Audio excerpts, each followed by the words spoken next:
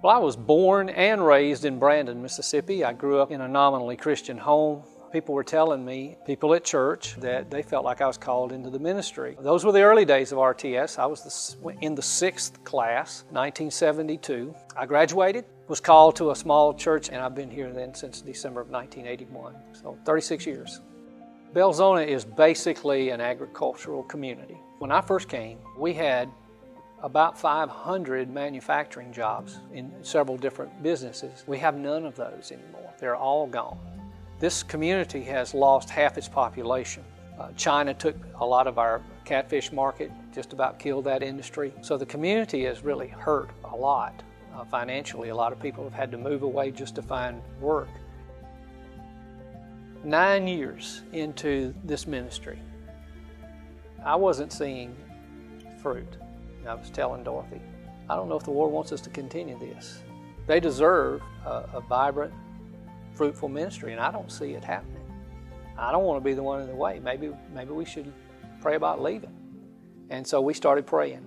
And within 6 months, through a series of providential things that happened, nothing that we did, no brilliant ideas, no new ministries, sermons weren't getting any better, neither were the jokes, and yet God brought 40 or 50 people to us who turned out to be elders, deacons, choir members, Sunday school teachers, involved in missions. It had completely turned around. There was no doubt that we were supposed to be here. Like I said, we didn't have anything to do with that. We prayed, the Lord showed out. As things started to happen in the town, in the community, and here in the church especially, the community is doing this and the church is doing this. God is doing a work. The church has grown. We've had modest growth ever since. For the whole 36 years, there have been periods of time of great refreshing, and this happens to be one of them at the present. Jonathan, my assistant pastor, when he first came 2.5 years ago, he had 2 or 3 kids in the junior high, senior high youth group. Today, they're 35 to 40. It's incredible to see what God is doing among the youth of this community. Those that I interact with are deeply longing to know the Scriptures, both Old and New Testaments, and they want to know how to be faithful in every aspect of life. It's thrilling. First thing about our church, our pastors are so true to Scripture. This is a truly Scripture-based church. 37 years ago, I was actually on the pulpit committee looking for a pastor. I was a young man, and Richard was too. We knew Richard was a well-educated and a good, well-rounded individual. We had no idea what we were getting in Richard Wiman. This many years later, he has become just the pastor to the whole community of Belzoni. He's a pastor to everyone, even myself. I'm Jewish, and he pastors to me and my family. He's just a member of the community in all forms and facets of life. I believe that he stays here in Belzoni because of his congregation and the love of this community. He has done a tremendous job through his Presbyterian church for so many people, and he is involved in everything that is good for the city.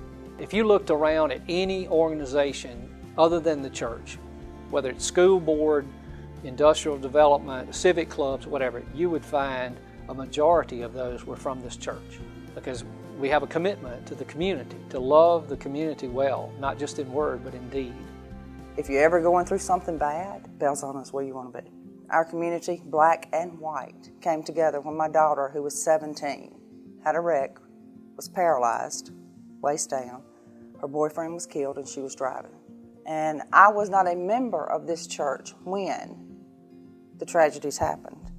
But it's like Richard's there. Whether you're a member of his church or whether you're not a member of his church, he is a community pastor.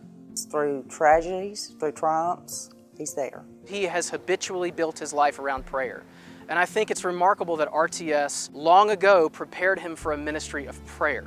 The education that I got at RTS was excellent. The pastoral heart of every one of those men was on display constantly.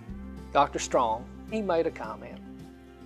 He said, "Young man, every time you get in that pulpit, remember, there is a broken heart on every pew.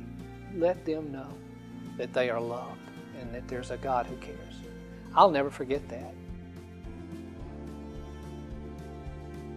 I know from the things that I've seen that I have no clue the lives that have been touched and impacted by our ministry here.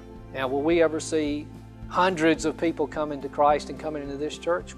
Probably not. But we are trying to be the salt of the earth and the light of the world, a beacon set on a hill, a place where the light of the gospel shines forth into a community that is as dark as any because of sin.